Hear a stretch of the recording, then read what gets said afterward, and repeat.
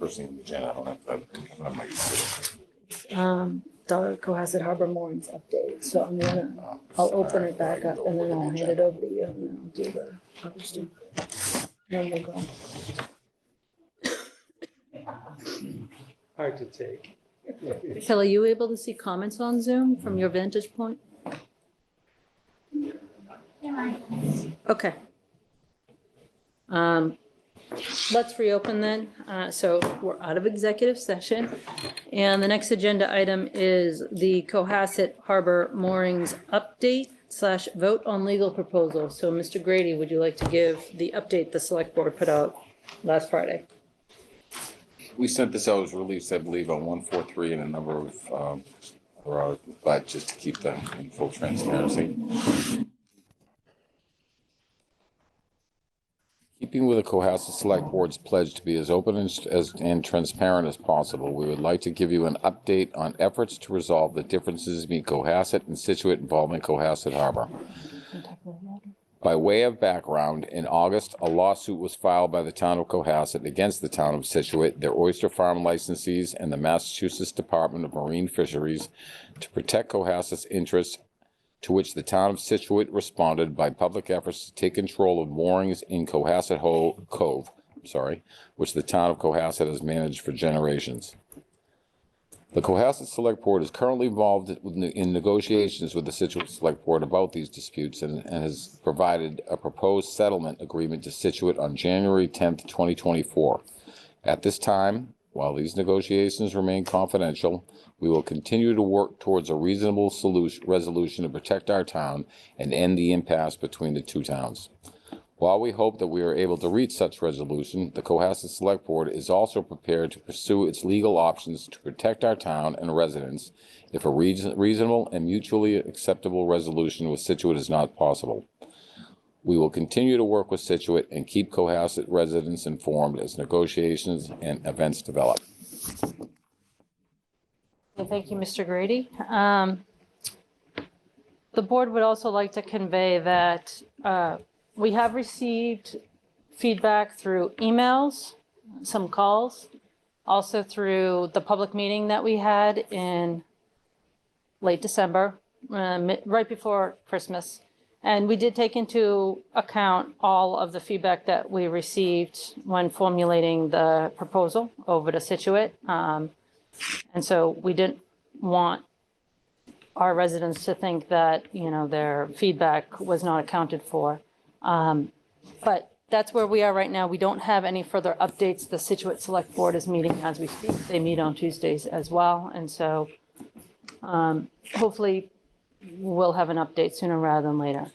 The last sort of component of this agenda item that we wanted to vote on is we are entertaining a proposal to hire maritime specialists, specialized lawyers.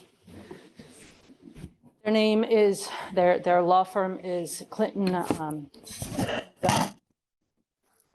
and they are lawyers that we are considering hiring in order to fully assess all of our options relating to Cohasset Harbor. We still have our existing lawyers, KP. The law firm of Clinton Muzaka are specialists in admiralty and maritime law. So is there any member of the select board that would like to make a motion to hire the law firm of Clinton Muzaka for the purpose of retaining them to assess Second. options relating to the harbor? All right, we have a motion and a second on the floor. Mr. Plex, I'll start with you on Zoom. We have a pending motion to retain Clinton. Chris Plex, aye. Okay. Jack Creighton, aye. Ellen Mar, aye.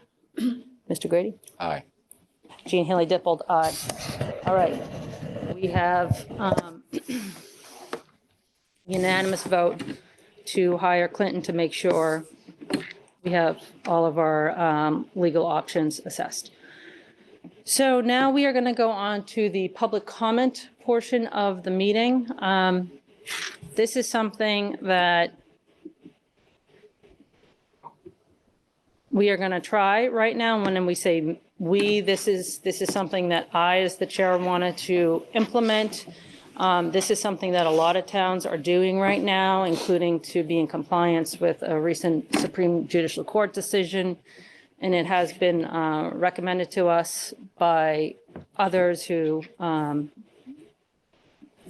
serve other towns that this is a best practice we should consider. And so going forward, I am going to entertain public comments at the beginning of the meeting, including to try to keep the other meeting items on track so they don't trail off by a half an hour or an hour. So that way it also helps with meeting control as well. So with that being said, and there are some towns, I just want to say, that do all their public comments at the end. So that way you can sit and listen to everything. The problem is the end for some of these meetings can be 9:30, which gets late for the public too. So we'll see how this works, go from here. But is there anyone who would like to make a public comment? All right, I see one. Is there anyone else on Zoom? Okay, I see one. 2, 3, okay. Sir, you've been sitting here since 6:30. You can feel free. If you could please come up to the mic, just because the audience can't. I'm Dan Walsh. I live at 254 Beechwood Street. That's all right. You can sit whatever you're comfortable. My knee's been a little tricky lately, so it's probably better if I stand. First, let me say thank you to you guys for the work you do. You know, it's not easy. I know that. I just had a question, follow up to the mooring piece, where I received that initial notice from the Situate Harbor Master in December. Had a brief conversation with Chris. I sent you guys a one-page postal service email, mail. And basically, I was trying to find out whether I should file the application with the Situate Harbor Master or not. And the time I spoke with Chris, which was in December, it sounded like there wasn't any advice for or against taking that action. So that's really the reason I'm here, is trying to figure out, am I better off covering all my bases by filing that application in Situate, or is that going to follow something up with the work you guys are doing? So that's really basically it. Okay. Thank you for your comment and question. All right, Mr. Dick, Good evening. you have maximum 4 minutes because we have one person behind you. Okay. This will not take 4 minutes, I don't think. My name is Michael Dick. I live at 27 Parker Avenue. I, along with 3 other citizens of the town, have informally come together to review the town hall decision-making and options for dealing with 41 Highland Avenue. I'm here tonight to ask that we be put on the next meeting agenda so that we can present to you some findings that we have come up with that go to the certificate of occupancy. We have some information that we have uncovered after doing a fair amount of research. The group that I've been meeting with includes Clark Brewer, architect and planning board member, former planning board chair, as well as Peter Longley, another architect in town, as well as Ralph Dormitzer. Ralph and I serve on the Capital Budget Committee, and that's how we came into this with our concerns for the town's capital expenditures. So we request time on the next agenda to be able to engage in conversation with the select board and present the information that we have and see if that helps, see if that can lead to anything. Thank you.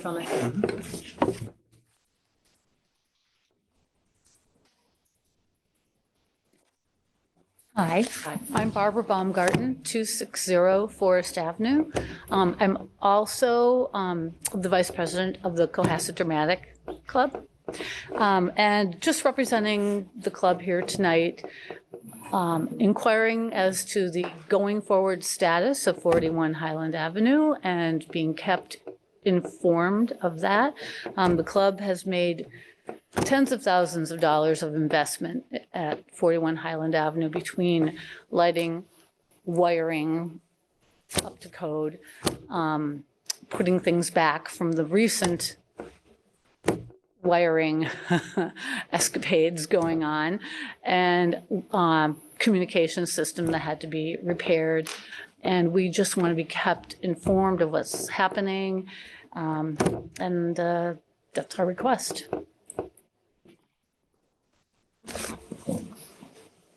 Okay. Is there anyone else on Zoom? There is no questions on Zoom.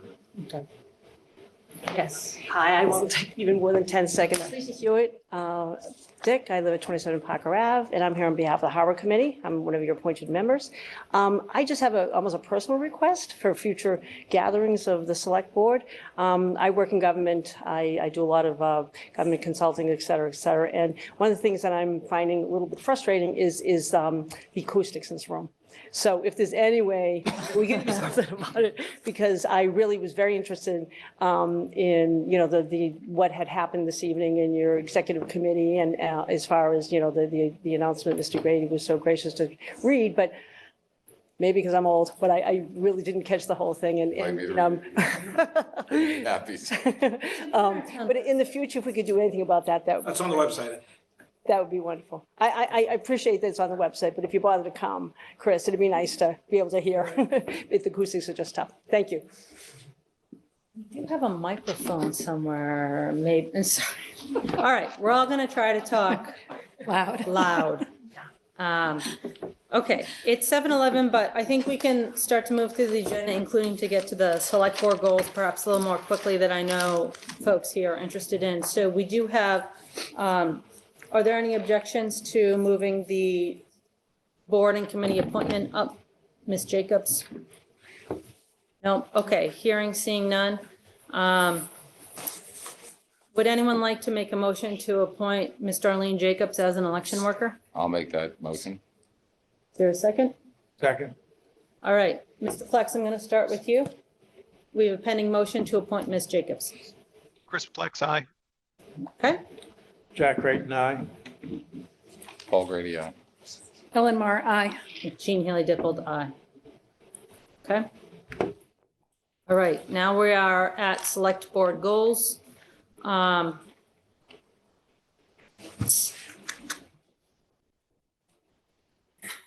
So we're 10 minutes early. Let's start. Let's just keep moving because I know there's people in the audience that are here. It's also icy out. We want to get them home. Yeah, we want to get people home because the weather conditions are getting worse. So any objections to moving the agenda item 10 minutes early? No, hearing none. Okay. Ms. Leary, would you like to provide us an update on police, fire, and recreation? Sure. So we'll start with recreation. We've entered into an agreement with Activitas to start all the design work and to issue the RFPs. We are going to work with the community group from Beechwood starting as soon as next week to start designing the playground.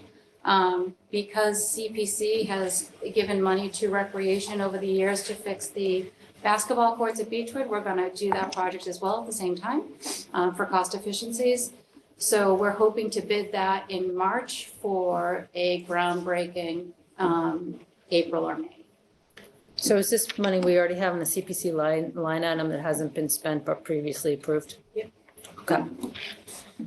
And we're looking at a groundbreaking in May for the Beechwood Playground. On the tennis courts, do you have a sense, you know, because some people are nervous about the summer and maybe Yeah, construction? 100%. So we were talking through that, and we definitely want to wait till the school program's completed, which they're saying around July 1st is the drop dead date. They can't play past that, even if there's tournaments, from what I understand. So we'd like to break ground as soon thereafter. There may be some other challenges going on with all the projects we have working at the same time. We have to make sure that recreation has a space for their camp.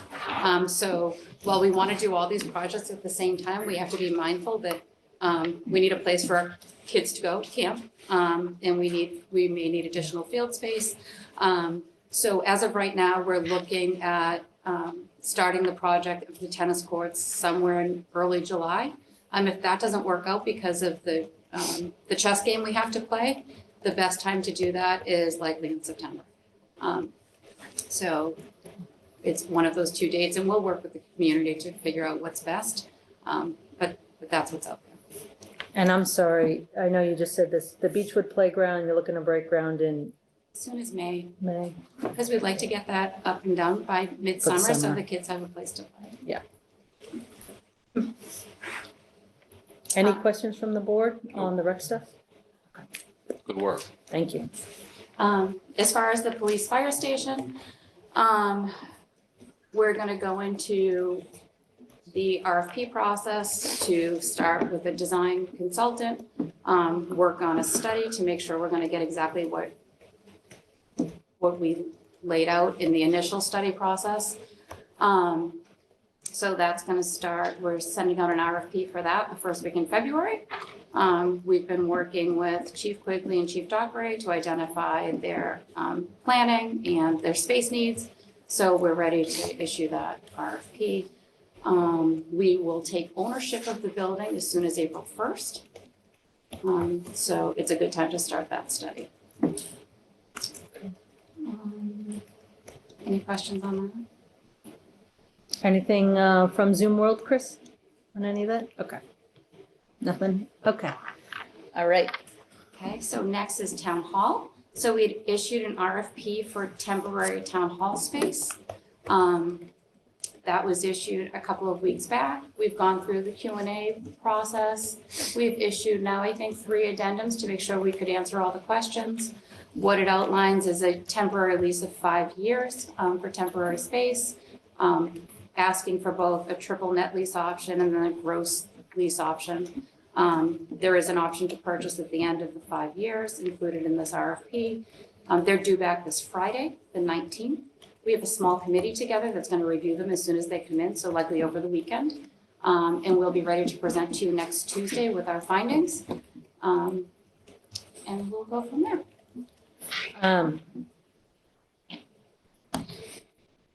Has anyone provided any response yet?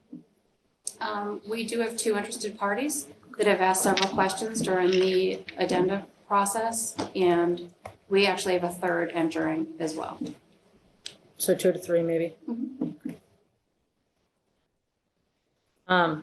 Okay, so that's for the RFP that's sitting out there, which is all public information. All public, yeah. Yeah. It's actually on the website, including the addenda. Okay. I have a few questions about town hall, but before I start in, do folks have any questions on the board? You go ahead. All right, I'll start in with a few. One thing that we probably might want to consider is trailer space. If for some reason the RFPs are not going to suit us, I think that was part of a proposal that we looked at earlier during the April of 2022, from what I recall. Am I totally making that up? But that could be like a in-home solution we do potentially too. So I did reach out to the trailer companies, and I suggested that in fairness, that they give us a proposal by the 19th as well, so we can review them all together. Okay. Okay. Just so that way, because, and Michelle, you and I discussed this, with the trailer, that could give us more flexibility where it's easier to just like return it earlier, so to speak, or not be locked into such a lengthy lease, et cetera. The challenge that we discovered when we looked through that, if I may just add this, is that there's very few places, if any, that we can put them. We had problems placing them here, we had problems placing them on the town hall site because of just the logistics of it. So the problem is we don't have a lot of flexible space, right? So I think the more likely scenario, if I may, if we don't have any response, or we choose not to go forward, is to use what we have and start. We may have to restrict access to services. We may have to hotel people effectively and have people only accessible certain times because we just don't have the physicals. We can't close the senior center, for example, the rec center. We'd have to kind of share offices. And I think that's what I would go to if for some reason we don't find temporary space, we're gonna have to take emergency action effectively. So I just want people to be prepared. I mean, we're on a path to some kind of answer here. And I also want to make sure that we put everything on the table. Are we set up to do that in that event? Yes. If we have to do temporary Ready to space, go, and well, also, we will be. I mean,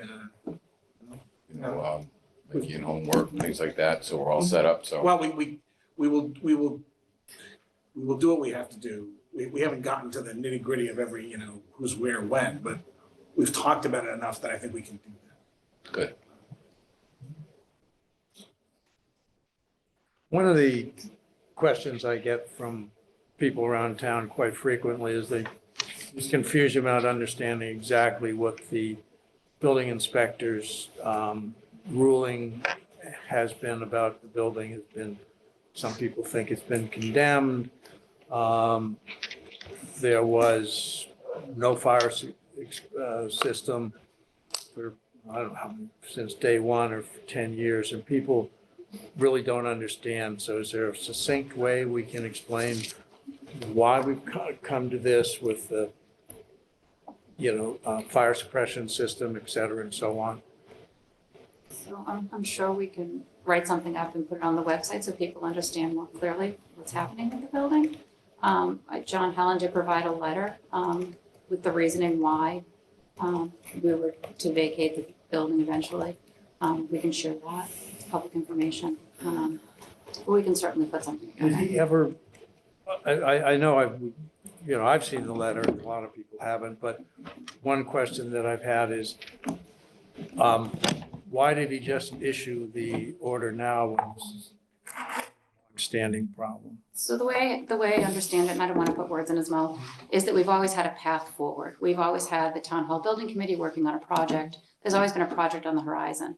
But because the project had failed, and there's nothing in the works, I think that's what precipitated the letter. Well, and also recall that after the town election, we instructed our town staff to assess the repairs and the updates needed to do a full scope inspection. And that was in the world of be careful what you wish for, because you may get it. And so when the inspection happened, it triggered as a matter of law when they actually began peeling back the onion, a variety of different things that I don't think, well, I'll just speak for myself. I wasn't aware we were going to be on such a quick timeline when we began actually hitting the repair list, but here we are. And,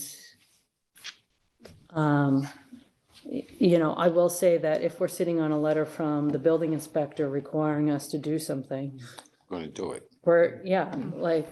we're not going to be playing around with insurance and people's safety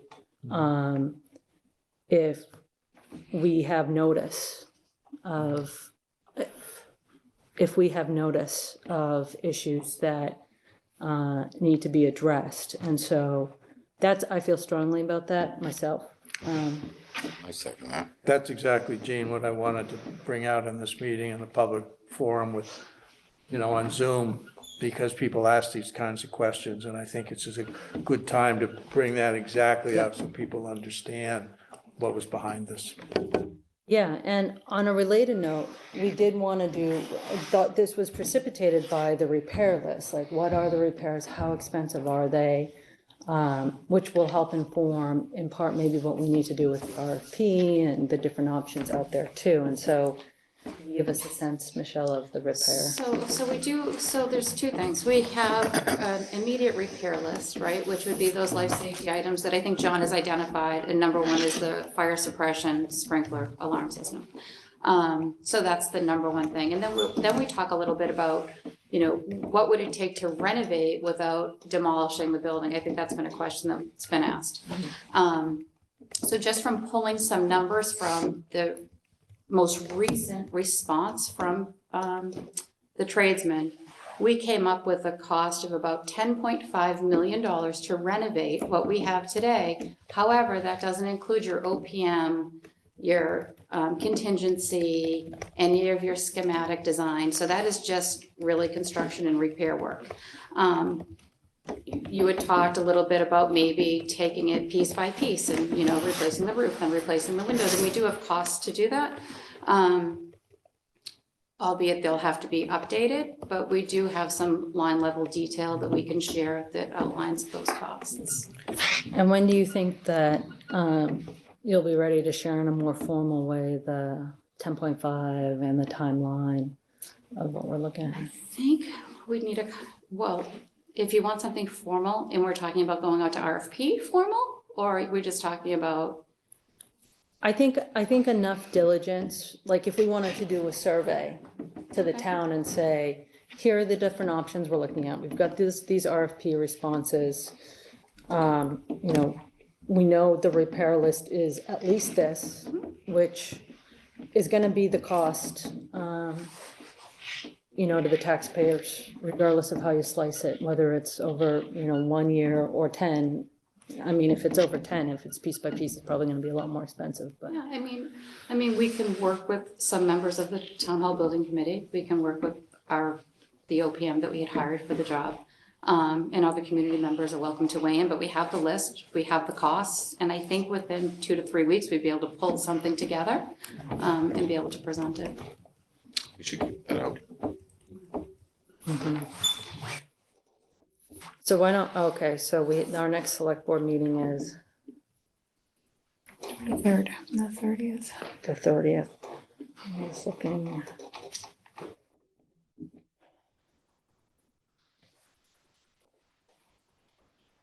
By mid-February.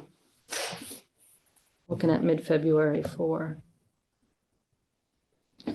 Is there any money we need to expend further in order to do further diligence on that repair So list? if you want a true study of what it would be to renovate the existing town hall and renovate the historic portion, we have a number of about $65,000 to study that, because every study we've done so far is always demolishing the town hall annex. We've never actually studied what it would be to just repair that in place, and we got a cost of $65,000 to study the repair of the building as one. And is this something that we could fund right now, or do we have to wait for town meeting? I don't think there's any funding available. So we'd have to sit and wait and, okay. There's no contingency that we could justify. You know, there's some necessity because of the fire situation, the fire alarm. There's no way we can kind of move forward on that. If you would consider that an emergency to have the study done, I don't know where the funding would come from, because right now we just don't have it at the line level detail. We can go back and look at it, but just off the top of my head, I don't know where we would get that $65,000 from. We can certainly look into it, but. I mean, the issue is, so we allocated an additional 500,000 to do town hall repairs, but we need to get town meeting approval to then expend that money more specifically out of the capital stabilization fund. And so we would probably be looking at a bigger package for town meeting. It would probably, my guess is, would be a tax increase of some combination of capital stabilization plus the tax increase for this overall repair project. But we could have at least the amount of information we could present to town meeting probably within 2 to 3 weeks. Is that fair to say? So at least we could get some public feedback if that's the way people want to go. Why don't we aim for something by mid-February? And if it slips a little bit, like, let's talk, just because I know that we've got like February vacation right in the middle, so I don't want to tax our volunteers. Just have a quick question. Yep. Michelle, is the 10.5 million, does that include the fire suppression system, or is that on top of? It includes it, okay. Could I ask a question on her? Sorry. So we're not taking public comments. This is. It's not a comment, it's a question for information that she's presented in public Mr. Dick. forum. Mr. Dick, no, I'm sorry. Okay. We're doing. Okay. We're doing this way. So I think a part of what we're trying to aim towards also is a public survey. Once we feel like we have a sufficient amount of information. Sure. In order to get to the place that we need to get to. And a part of that is having enough information to like credibly put before the public, right? We did get some feedback from the public that they were asking, well, where's the survey? You know, when is that coming out? But I don't think it makes sense to just have like a random question without any numbers associated with it. Because I think people need to, they want to see the math and money next to it. So I think for those who wish to say something to the select board, you can feel free, particularly if it's relating to the code issues, provide something in writing to us. And we have your request with respect to the agenda item. The agenda was very clear about how the public comments were going to go. And we acknowledged both, but we also are going to have the select board do the discussion, which I realize is a change. It is a change, but we're also trying to be mindful of a variety of different things. And this is the time for the select board to have an update from our town staff. And this is a meeting that is open to the public. It is not a public hearing.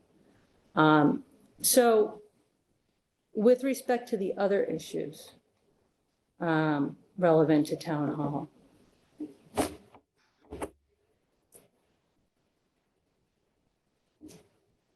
So as to the survey, how would we are there resources that we have to conduct that survey with,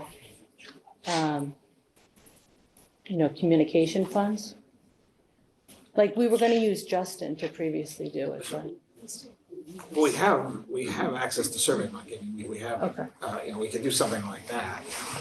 One of the challenges with crafting a functional survey, though, is you have to make it, none of us are survey experts, right? So you can ask people questions, but how you ask them, how you format it, and how you screen it is important. So he was actually trying to look at something that costs money, but it takes time to build that particular product up. We are in the process of, we'll actually be interviewing next week for the position, so I'm hoping we're gonna fill out here. That said, if we want, we could do a Survey Monkey-ish type thing fairly easily. I just, they don't lend themselves like long, like free form responses though, typically. I don't think it would really be that long in nature. Yeah. You're basically asking, what are your thoughts? What would you like to see happen in town hall? Great. Yeah, it's just very open-ended. It's just, so we'd have to, thered be a lot of time on the back end trying to sort through what it all means. I mean, again, we can do anything, and we can figure out at the end what kind of product can happen, I guess. Okay. Yeah, I just want to make sure that we also have some guardrails on the survey too, that it's not just like you get spammed by a bunch of, like, if you put it on 143, like a variety of those people aren't even from Cohasset, they're not residents. And so we want to make sure we have real feedback from our residents that are. I think we want to screen it so that you have to put a real name and address. I mean, Okay. Well, it's all nice if somebody from Minnesota wants to comment, it's not really going to help the decision. Yeah, I mean, we're trying to. Or somebody from Situate. We want to get to a big cross-section of our residents to weigh in, like they came and voted, right? We want to make sure we have a variety of voices that are chiming in. Another related issue is, so we have the RFP going on right now for temporary space with an option to purchase potentially at the end for some of this, which brings up the question of, if we go in that direction, then what do we do with the existing town hall structure?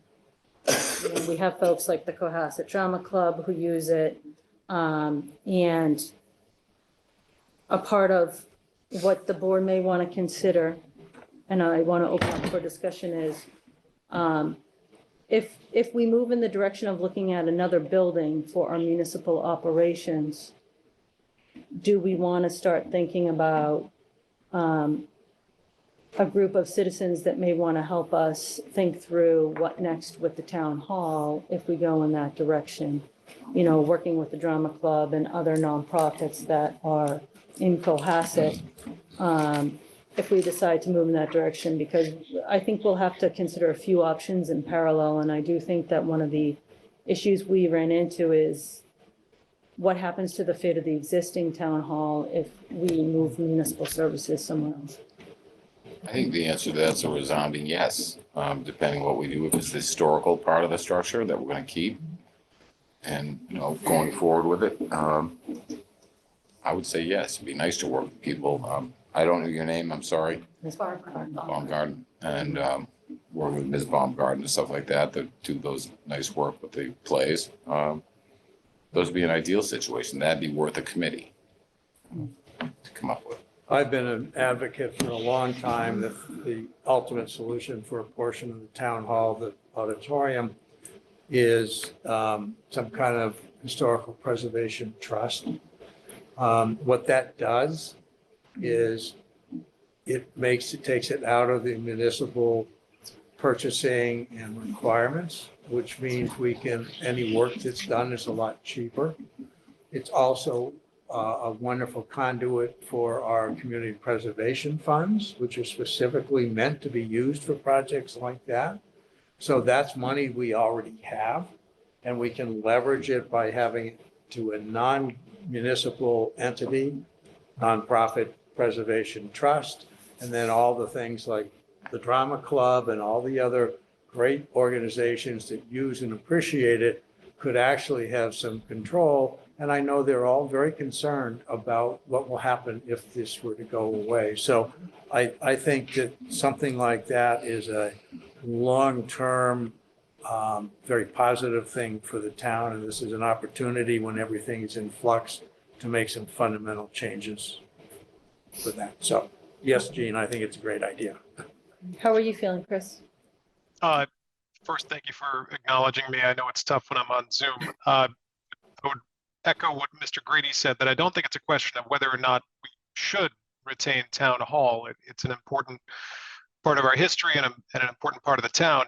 I think what would be great to get out of the survey, though, is some indication from actual Cohasset residents of what they would support in terms of taxes to invest in the town hall. We could do a lot with town hall. We could do a little bit with town hall. And again, I don't think there's any question of whether or not we want to keep it. The challenge is how much are we willing to invest in it, whether it's as a town hall or as just a historical building that's used for the drama club, for elections. So that's something that I would encourage whoever ends up designing this survey to include in the survey.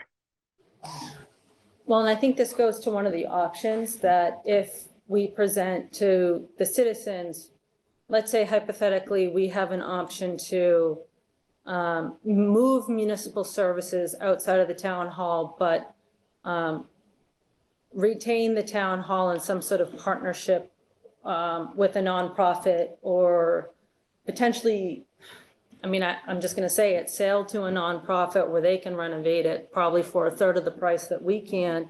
Is that something that our residents want to consider? Is that sort of the message from the election?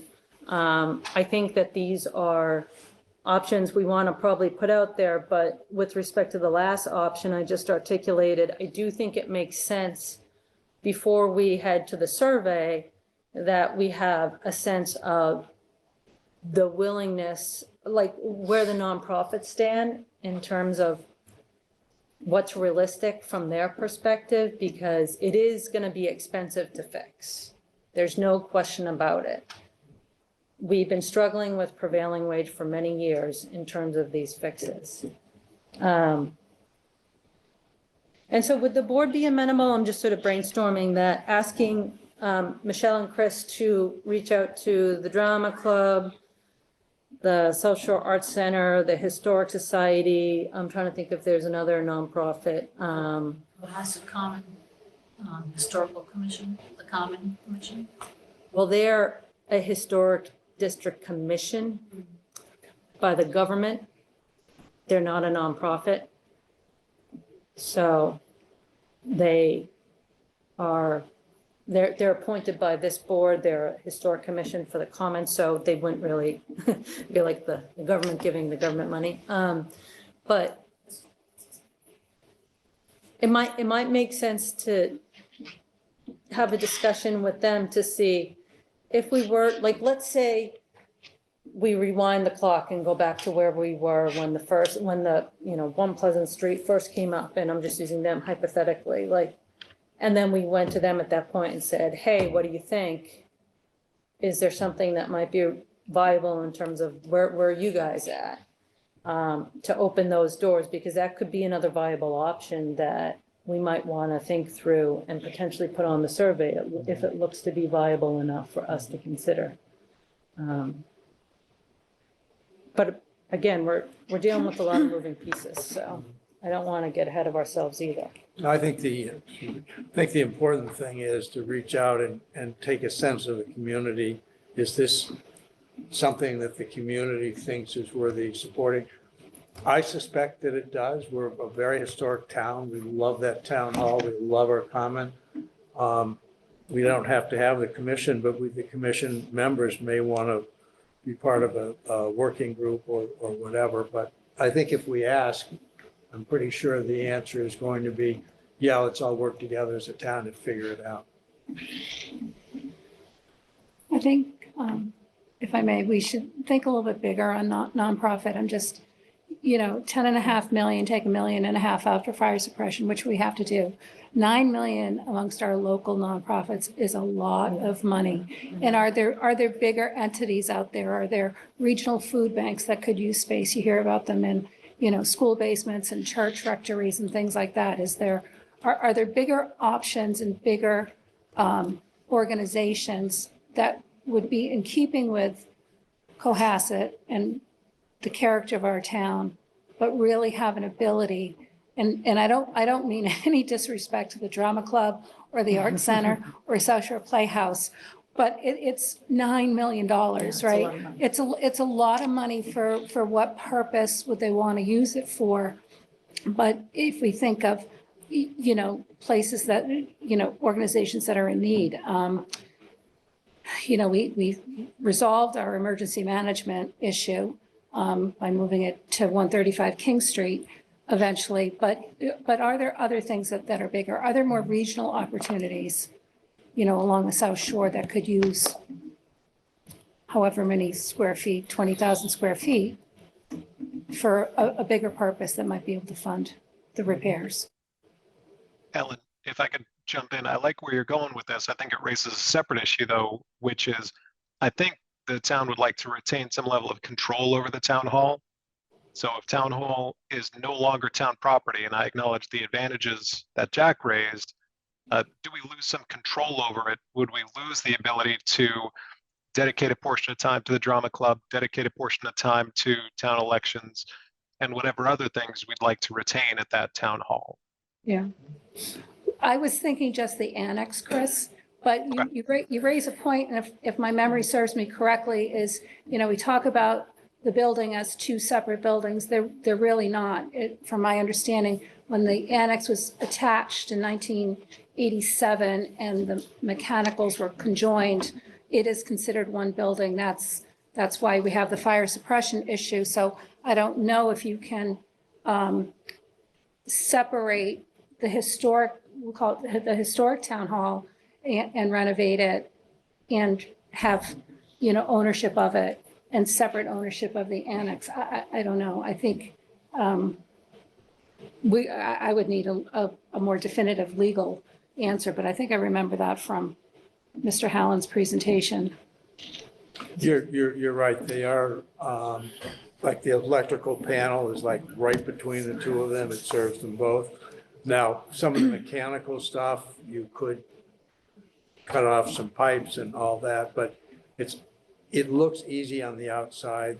The inside structure of the building is a bit of a challenge. But I don't think we're looking to do that right now so much as to say, is this something as a goal that the people think is worth pursuing? But there are a lot of issues that you bring up which are very challenging for engineering purposes. I mean, I walked through there with a building inspector, and I'm a little bit familiar with old buildings, and it's a daunting task. Mr. Grady? No, nothing to add. Well, and I think that if we're talking about trying to facilitate something for the town's purposes, working in partnership with nonprofits, I think that we can be creative and try to put a bunch of options on the table and also see what they come back with.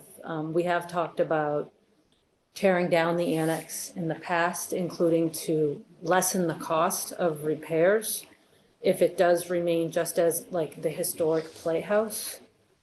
That in theory would save money because then you wouldn't have to repair the annex, right? And so maybe there's some cost savings there. It's just not clear if it's enough, to get over the hump.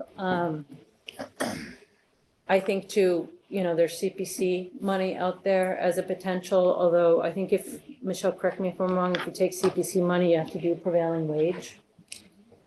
So you're still so even if, let's say Cohasset Drama Club owned the building, if they went to CPC for money, they'd be stuck with prevailing wage, just like we are, so. In any event, so it sounds like the board is in agreement that we want our town staff to reach out to at least the three big nonprofits that we know are in Cohasset. If there's additional suggestions out there, certainly we can entertain them. If there's regional players that we want to suggest that might have an interest, we can take a look at some of that too.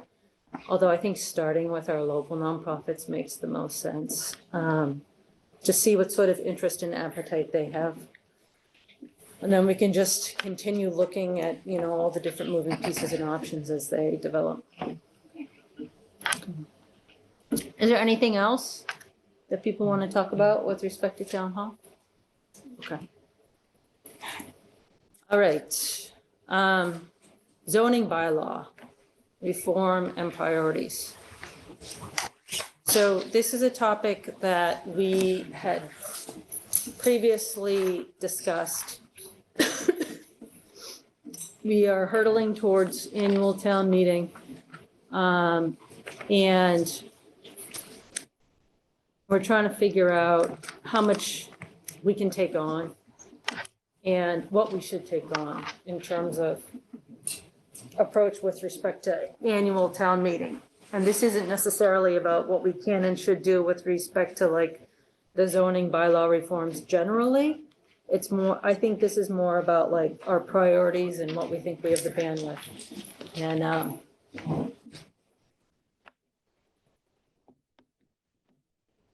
we know we have only 10,000 left in legal fees. So, Mr. Callahan, if you want to come and provide a brief update, 5 minutes or so. What time is it? 7:22. 7:48. Thank you.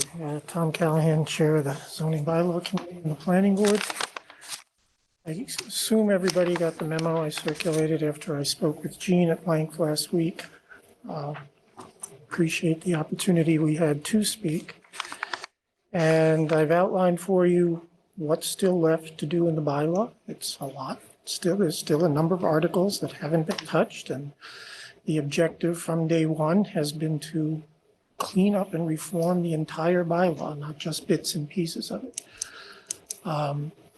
We've used counsel. They did a great diagnostic. It's a tool we still have. I can read it as well as anybody and interpret what it says and put it into text. All due respect, if the budget's blown, the budget's blown. Right? At this point, I don't think we need town council to write anything for us anymore. But, originally this was going to be a 3-town meeting cycle process. I think the last two town meetings, we have not dealt with enough and slowed us down. If it's not dealing with this number of articles now, it will be at the next town meeting and the next town meeting. But frankly, this will take us to almost near completion. The rest would just be housekeeping and perhaps any new initiatives we would have about low impact development or climate related issues. But this will be a big step. And I think it's, now the number may be daunting. It's just because you just can't do the bylaw in little snippets and it's not done in one article. You need to do things step by step. So, based on our discussion, I, reorganized the 9 that are proposed. First 2 of the structural and organization, those can be done easily. They're easy to explain. They're not controversial. And even if no other changes in the bylaw were made, it would be reorganized. It can and that was an objective from the beginning. And back in the working group days, we looked at the model of the Concord bylaw and how it was organized. We had 22 zoning articles. And again, part of the problem is that many things have been grafted onto it over the years. Concord has 8 articles. The way we have worked with town council so far, we'll have 12 in the end. But everything of like subject matter will be in one place. It won't be all over the place. It'll be cleaner, neater. That was one of the objectives from day one. Substantive changes would be 2 new initiatives. One we have to do is the housing choice. I don't know if any of you saw it, but the forum was an immense disappointment, and I've made that clear on 143 how disappointed I am. We had 7 participants. I have engaged with people on 143 back and forth. There's people who are complaining and don't understand the law, don't understand the gun we have to our head. But that is essentially written, other than the consultants are going to give us one more tweak on the dimensional things to just make sure we don't throw the calculation off. Okay. A development impact bylaw, I think that's something we should do for larger scale projects. We just dealt with a subdivision on the planning board where we had to wrestle with that topic because we had no clear mandate. The town of Hanover provides a model. The simple question is plugging the right numbers into it. Some of the provisions of Hanover's is what a road costs per mile is built into their bylaw. And you shouldn't have numbers, and they're unrealistic numbers based on what we found out from our own Brian Joyce. But, there are certain things we can mandate for certain projects of a certain size. We have to set what that size is, that we should have that impact. And particularly if we are going to be looking at housing choice related development, those are going to be large scale and infrastructure impacting developments. So I think that can be brought forward. I think it's easy to explain and again, non-controversial. The other one is Article 5, the dimensional regulations. We have 4 topics of discussion. Those will be the place where there'll be debate, obviously. I'd like to start to roll those out to the community to get some feedback of what they think of these different changes. And, come the time when we have the final submission of warrant articles, we may say, no, we're not going to change frontage. We're going to live with the decision we made in 1969. And by the way, today I got the copy of our 55 bylaw and the 69 bylaw. And apparently we did a wholesale rewrite in 69. And that included the switch from our original frontage requirements, which in 55, we only had 2 residential districts. One was 100-foot frontage, one was 125. Residence C was added sometime after that. And then in 1969, we made all 3 districts 50-foot. And there isn't a suburban town you can name that has that other than in a kind of like a downtown village type of area. It's, there's pros and cons. I can understand why it was done. I can, but. Say that again, we're the only one who does what? Sorry. We're the only one that would have a 50-foot frontage. That's city zoning. Suburbs will have frontages 75, 100, 105. 175, 200 in their largest district. We made that switch in 1969, and for whatever reason, I kind of, you know, nobody's here to explain it to us, but I have speculation as to why that was done. And that's something that, you know, we present this to the community before town meeting, we get some feedback. People may say, we're okay with the way things are happening. But we just had a project on the planning board that was somewhat of a poster child of what 50-foot frontage can yield in a given area. And the town's largely developed. The horse is somewhat out of the barn, but before it gets too far out of the barn, we need to consider these things. So 5 would be the time-consuming one at a town meeting, if all 4 changes. The other, we're dealing with frontage, creating a buffer zone setback between the village and residential areas and the harbor and residential areas. We have a similar thing on 3A. We just don't have it in these other areas. And then recomputing how we deal with house size and switching to a floor area ratio concept, which is an increasing trend in residential zoning. So those would be the ones that, parking, I don't have any data to work with. Right now, we have the judge's diagnostic, which is mostly housekeeping. One of our soon to resigning members of we're going to lose a member of the bylaw committee, works for a developer, has connections with that. She's just checking. The main issue with the parking article is, are our current requirements of how many spaces you need per various types of uses up to snuff, up to the state of the art? That's a simple question. And that article then would be simple to explain. You know, I know Chris is interested in the village parking, which is one space per bedroom. By the way, that's what the housing choice zoning needs to be, by the way. So, you know, we can debate that one, but, you know, I don't think that our current park space per use requirements are that far out of whack. So we might not need to deal with parking other than quick housekeeping things. And then the last category is articles that we want to propose to make some changes: land alteration, wind and solar. Started to work with the Alternative Energy Committee. I am a little concerned of them bogging things down because they don't particularly understand it. But if anything could be put off, it would be that last category. Whether land alteration, the objective there would be to close loopholes. The wind and solar get fixed in the way they're being proposed. It's not make or break, but again, I think we should try to get off as much as possible, because if you saw what would be left for the future, it's relatively new initiative stuff related to climate. And that's going to take a wider study, more people and more committees in the town participating in coming forward. There's model bylaws out there that we can work from that exist for all of this stuff. But so I guess a town meeting, I think my pitch is that this needs to be a priority. The zoning bylaw and the future pattern of development is as important as anything else you're discussing. I think that the town meeting can understand it, particularly if we prepare them for it ahead of time, as I would plan to do. I mean, we just did the forum for the housing choice. We had originally talked before Christmas, before New Year's, of doing another one the end of this month. It probably wouldn't, it'd probably be in February, of rolling out some of these other ideas and getting some feedback. But if it's 7 people in the room, it's going to be useless, and, you know, we'll just have to publicize them as much as we can. 143 I'm using. One comment I got on that, by the way, was, well, your proposed warrant article for housing choice wasn't on the town website.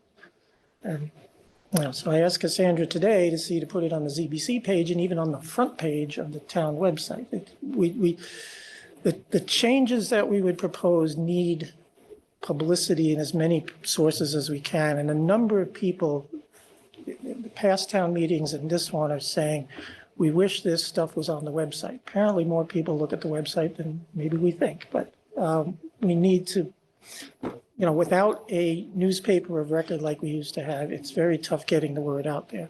And apparently 143 on Facebook is not as widespread, is not read as widespread as I'm being led to believe. But, you know, I don't know, lots of people said they were going to come to this forum and expressed interest in it, and we had 7 people. I mean, you can only make the information available and they show up or they don't show up. But you know, none of this would go forward without an effort that I would personally see to of getting this information out to the public, coming back with feedback and ideas. And by the time, again, when we get to whatever it is, March, April, where we have the deadline of actually submitting the articles, we might cut a lot of this stuff out. But what's left, you know, again, we didn't deal with as many articles as I think we could have, should have in the past 2 town meetings. So, you know, there's a lot to be done. And this would take us to the, you know, 90%, I think, completion of the reform of the bylaw. And again, I think I could explain this to people and it would be not as controversial as one thinks. Okay, thank you, Tom. Sorry to cut you off. No, that's all right. Trying to keep on schedule. I hear you. So we have 3 prior planning board members who probably have strong views. We have a Conservation Commission former member and zoning bylaw working group member on the select board, and most importantly, we have Ellen too, Who knows nothing, except I So- read it and I'm like, it's Greek, but that's okay. So Ellen, let me start with you. Do you Okay. have any strong feelings about any of this? Well, I think reducing the number of zoning articles is awesome from 22 to 12, and consolidating the number of districts. It just makes sense. Thank you for this document. It was very easy to go through and see what you were proposing. In terms of town meeting, I'm in agreement, Tom. You know, I've been thinking about what is going to be on our town meeting warrant. We haven't even started talking about it. There'll be the usual housekeeping articles. There'll be the capital article. We may or may not have the special reserve fund allocations to vote on. We don't, to the best of my knowledge at this point, have large, lengthy, Here's the budget. huh? Here's the budget. We have the budget, but it always just goes through. Budget sails through. The budget town- sails through, It'll be so. town hall. Astounds me, but it happens. So whatever might happen with town hall, but I think that the timing for this is, it's not like special town meeting we just came out of. So I would advocate to put as much on as we can. To that, I would suggest 2 things. We shouldn't be afraid of 2 nights, number one. Last town meeting, you stuck us at 11 o'clock at night, so. And look, you got everything done. And then, yeah, except I was snarky dealing with snarky comments at 11 o'clock at night. That's not good. I mean, in the old days, we did Saturdays. I know it's gone out of fashion, but on a Saturday, we can get a lot more accomplished, you know, and again, this is important and is a priority and can't be done in little snippets. It just cannot. I think you just got agreement from Ellen. Okay, well, that's one of you. Good Okay. shape. It's one So of we you. want to keep moving through the rest of the select board members. Mr. Plex, you want to weigh in? Sure. Tom, my 2 cents is that there's a lot of low-hanging fruit here. You mentioned the issue of the frontage, the parking. I would add to that building height. A lot of these are issues that may be contentious, and you're going to see different opinions on them, but they're very easy to understand and they're very easy to discuss and find out what people think. The other one that falls outside of that category that I still think we need to tackle is housing choice. So Tom, my 2 cents is rather than try to, and if you'll excuse the term, overhaul the organization of the bylaws at this point, I think because of where we are in the process and the level of engagement we should expect from folks when they show up at town meeting, we got to hit the low-hanging fruit, and we also got to tackle housing choice. I think that would be an effective use of the time and attention that we're likely to get from folks. Reorganization is low-hanging fruit. Housing choice ends up being low-hanging fruit because we don't have much choice, frankly. But I hear it. Okay. Again, I can't, I'll just add personally, I cannot carry this project out much further for myself. I've been dealing with this for 3 years, and, I got you. you know, Mr. Grady? I agree with Chris in the sense is get the, you know, the hot button items over with first. I like how you shrunk them down, but I don't disagree with getting everything up out. I would get your contentious ones out there, but maybe.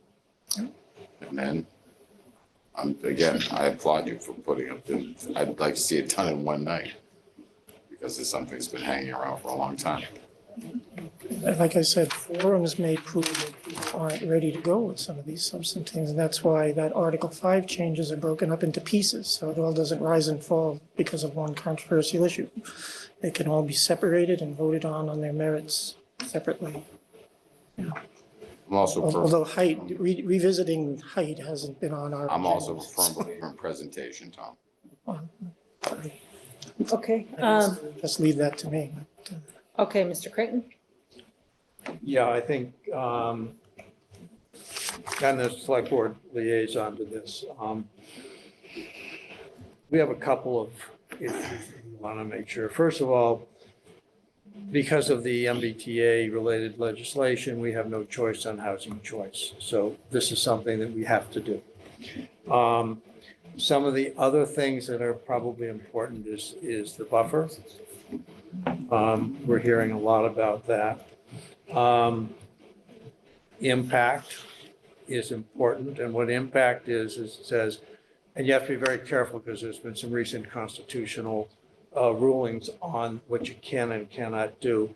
But what it basically says is for a new development, you have to look at the impact and the new development. You can require it to mitigate the impact of that particular development on that particular neighborhood. You just can't get in with an impact fee like Boston does and then put it in the coffers for spend wherever. So we're really at like three things. The committee has been meeting, but they have not endorsed this nor they have voted on that. We're, as a committee, it's going through it, and we have some pretty talented people. We have an attorney who did an awful lot of real estate work.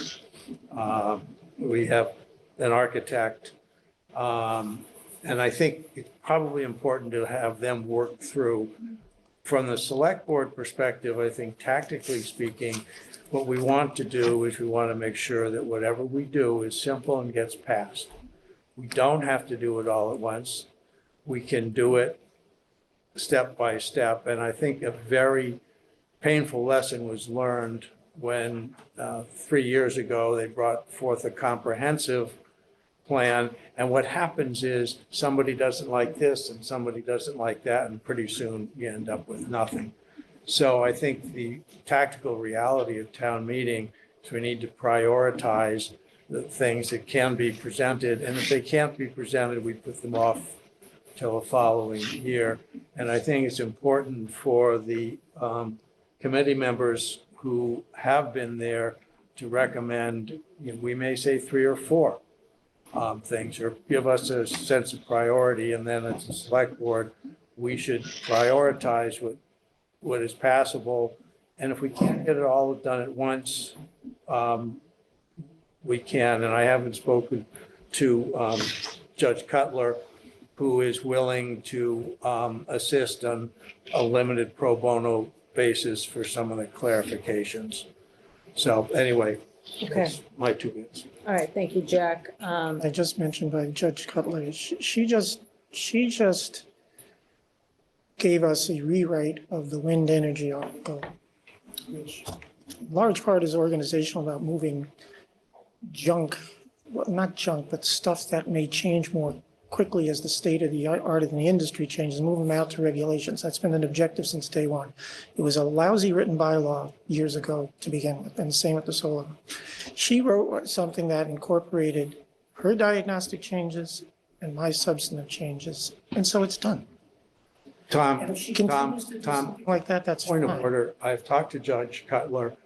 I don't think that after my conversation with her I think we should just leave this conversation as it sits for now, okay? Okay, well, why don't we just Don't have the money, so it's just. leave whatever that Right. conversation is. So I would just weigh in and say, I think a combination of what we're talking about makes sense. We have to do housing choice unless we are willing to forego the state grant money, which I think we've already crossed the Rubicon on that, saying we're not. So I think we're all in agreement, right? Housing choice on the table. We may not like it, but we have to do it, number one.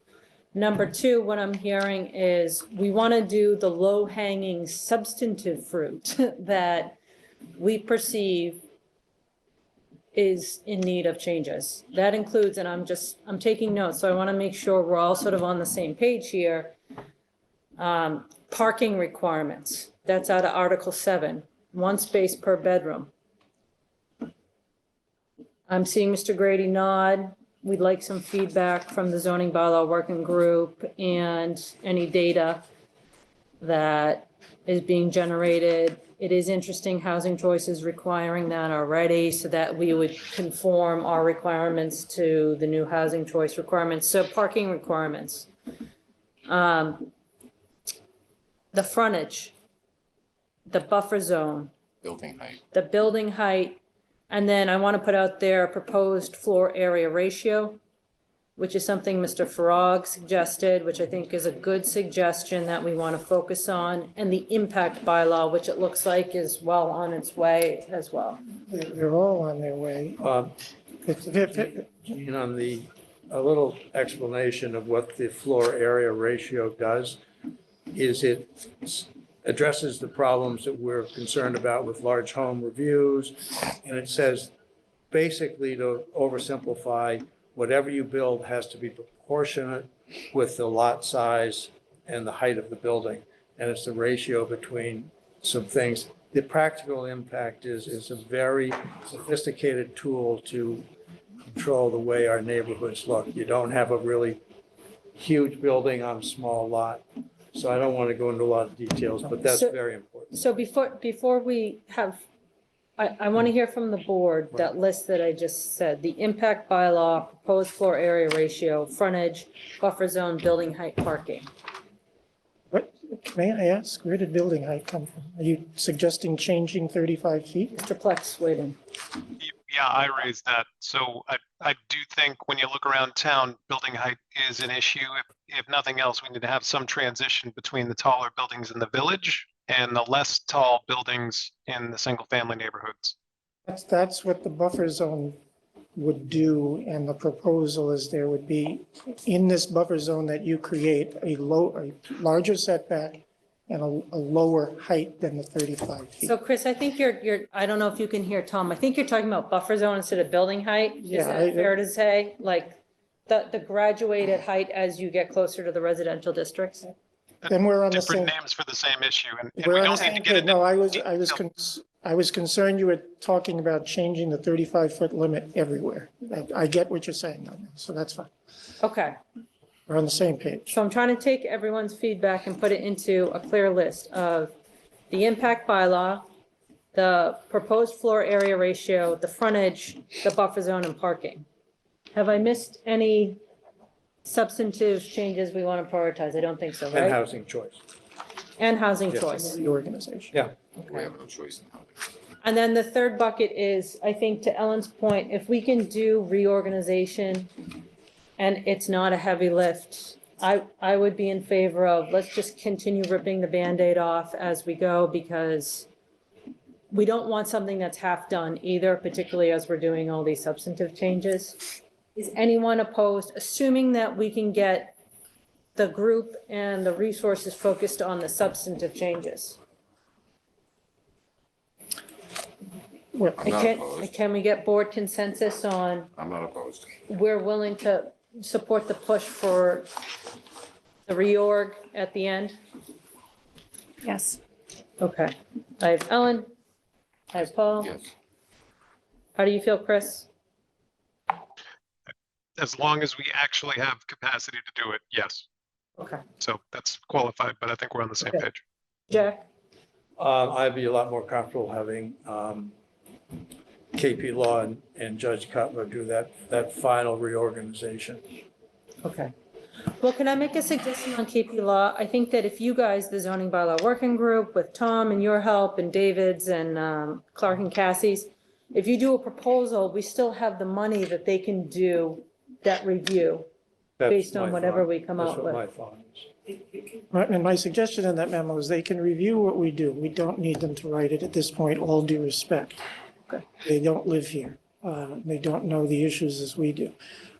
The changes to frontage and calculating the correct floor area ratio, although the working group did some work on the latter, that needs an outside expert's review. The money there needs to go to like a MAPC or perhaps one of the consultants the planning board uses.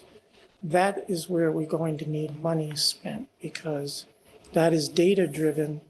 And the question is going to be, well, if I change the frontage, what's going to happen? What is the right floor area ratio? Because we first have to target, what is it we're looking for? We have a clear dividing line that our research did from the working group days of average house size before the year 2000 and average house size after the year 2000 when our population also jumped up quite a bit percentage-wise. So which of those are we targeting? And then you calculate an FAR to achieve a target. So that's going to require some expert analysis. And again, given where we are with the schedule, something we need ASAP in the short term to get somebody looking at this stuff.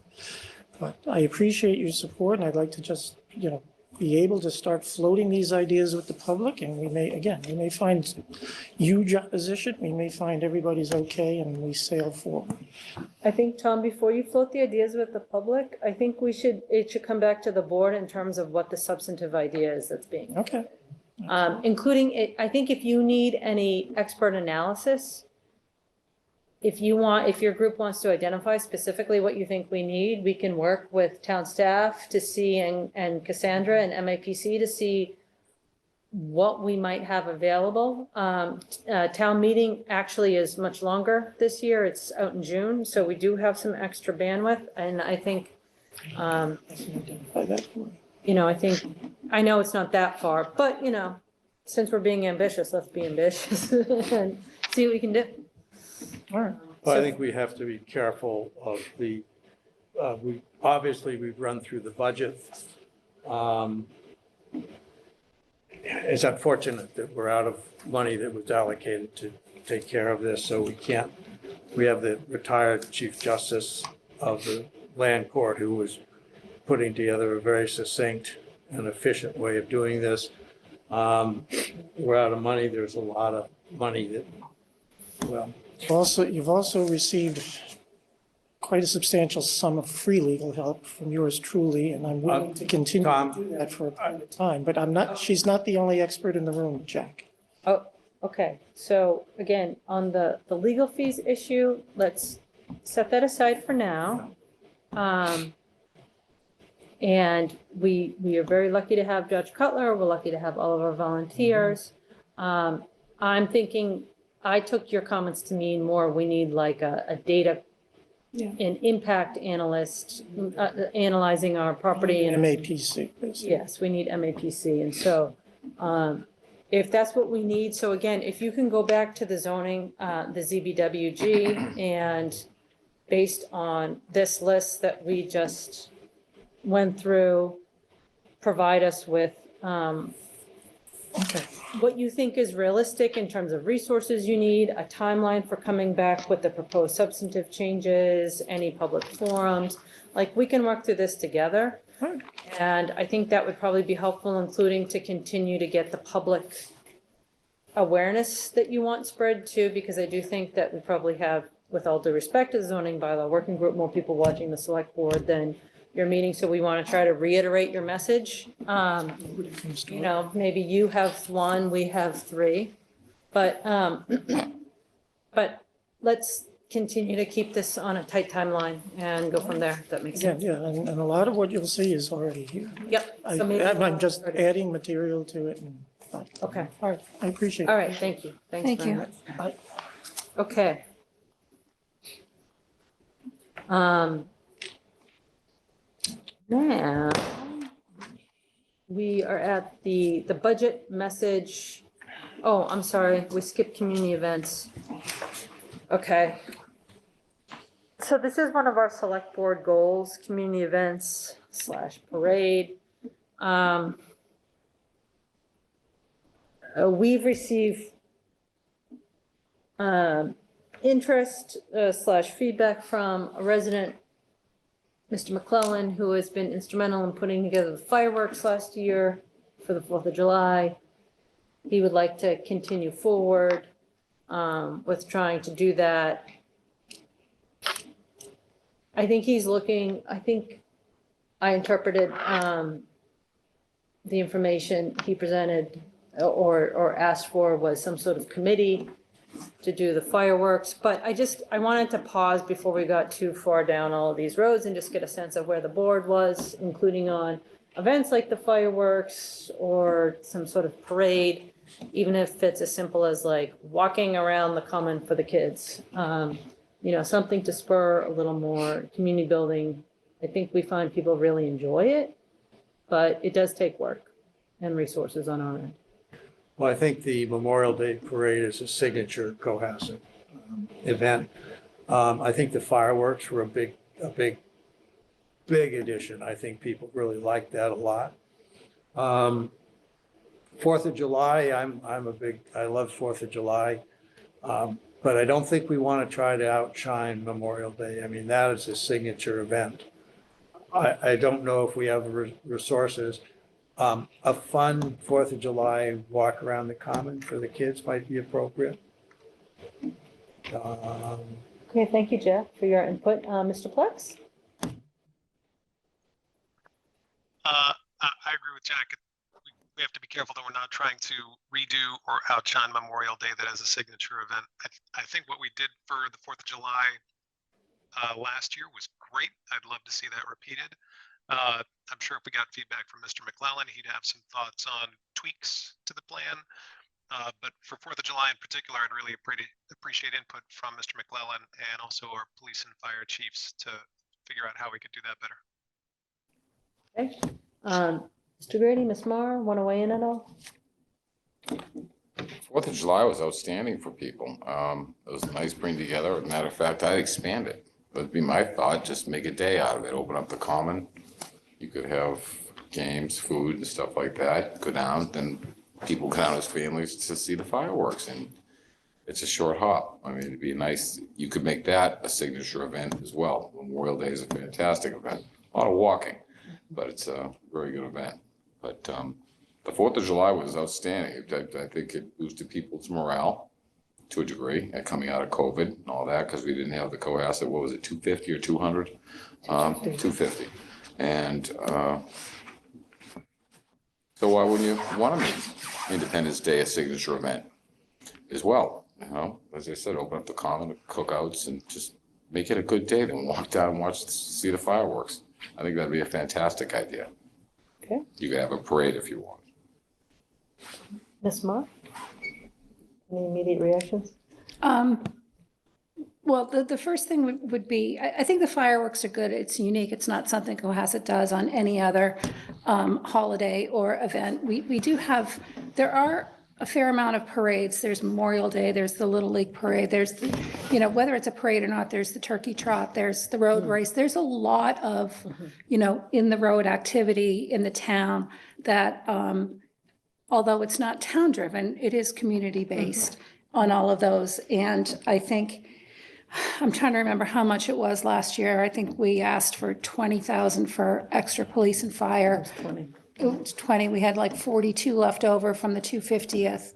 So, I mean, we're looking a little shy of 100 grand maybe to do this event. So, you know, it's where does the money come from to do it, you know, and do we engage with some private fundraising as well? I would do that. And I would go for supporting fireworks. I think the other things are great ideas, but I think it's how much bandwidth does our town staff have to organize? You know, we say we want to do these things And do we want to be the organizer contracting with the food trucks and getting, you know, the clowns to be on the common? And no, I'm just saying, it's having done events for We could definitely find people for a dunk tank. different groups, but it takes a lot of work to get it organized, to get the right permits, to have, to have cleanup, set up committees and cleanup committees. And I think we have a lot going on, us around this table and on Zoom, that to further engage in an event this year like that, beyond the fireworks, I would find personally stressful and challenging to be able to step up to the plate to do. Plus, we always have the Arts Festival. Right, exactly. So I think we should bite off something that we can do, that we can manage, that we can say is our signature event. And maybe that's what this is becoming, but I just don't know how anything else would look. So Wouldn't that depend on volunteers, Ellen? I mean, when you were a kid, did you ever see Rankin and Bass? Little Rankin and Bass, the little marionettes, they always did the big 4th of July thing, the old Santa Claus shows when you were a kid. You spent a day, you do a day, building up a community. You look for volunteers, you get volunteers. If people don't, well, then you don't do it.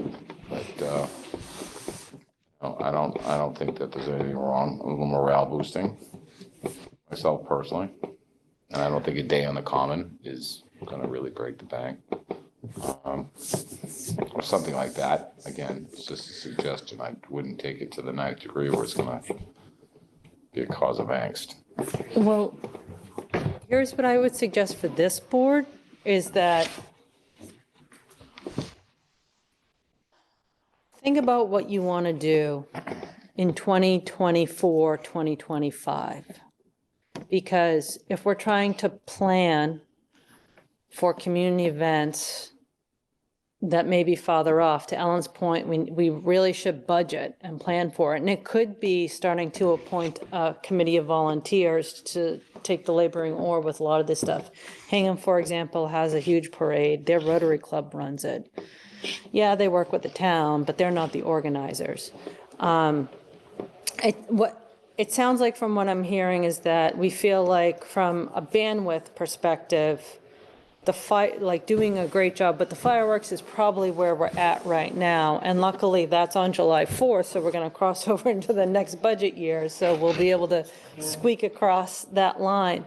But I think if there's other stuff that the board is interested in doing, I mean, now is really the time to think about it, including from a budgetary standpoint, if we want to help support even something that goes beyond like the parade idea on the 4th of July, like let's say something in the winter, like a German Christmas market on the common for like a weekend or something like that. And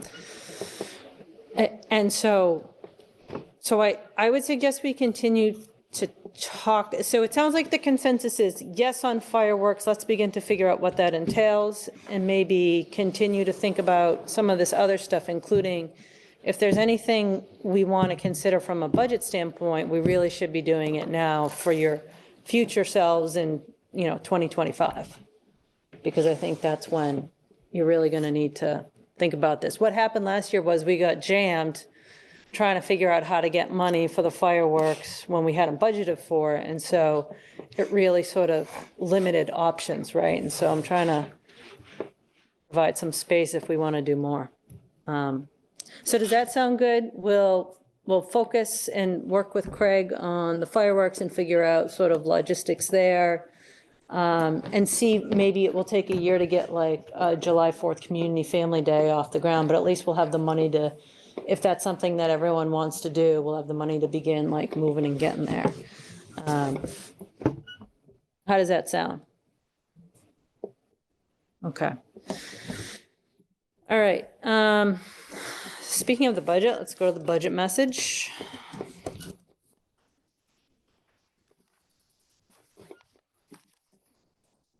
So what's in your packet is the original budget message that Ellen and I had worked on. That's at 4A. And then we got recommendations from advisory. including as to the reserve fund and capital. Following from those recommendations, the board asked the long-term finance committee to weigh in with recommendations. So we did, and the recommendations that we weighed in on are the last two bullet points at point 1. So specifically, the bullet points are prioritize the full funding of the reserve fund at the level addressed in the town's financial policies, utilizing available free cash. That's number 1. So we looked at utilizing free cash for that. And then the second one was budget for a 2.5% increase in funding for capital, i.e. the capital stabilization fund, again, utilizing free cash. Because the way it works right now is if we have free cash, the first place it goes anyway is to capital under our existing financial policies, unless there's some emergency that we need to address. And if we don't use the money in the reserve fund, it automatically rolls into free cash. So you're always sort of circling back to free cash, including really looking to fund capital needs anyway, so it sort of made sense. But those were the only changes that we made since this budget message was presented to the board. Does anyone have questions? Chris, I'll start with you, just to make sure you get a chance from Zoom. Thank you, and no, I don't have any questions. Okay. Paul? No, I don't have any questions right now. Jack? Fine. Okay. Ellen, any questions on your end? Yes, so Gina, as we discussed on the second to last bullet point under number 1, we're going to have to update the reserve fund policies because these have expired. These are from 2016. And so the general reserve fund has benchmarks that only go through FY21, starting with FY17. So perhaps we'll need another session to do this, but I would just recommend saying increase 1% per annum so that there's no timeline on it. I think we can talk further about what the quarterly operational budget update looks like to the board with a little, but it doesn't need to be part of the policy. Well, I think we should strive towards that as what our budget message is, because we have historically done that. It's just because of so many changes with our financial directors, it's been tricky, but I think that's a goal we should push towards. That's what we want, and we really got to get back on track. Yep, I completely agree.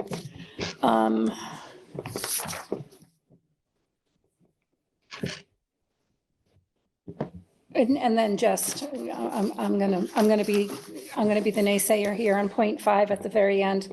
I would just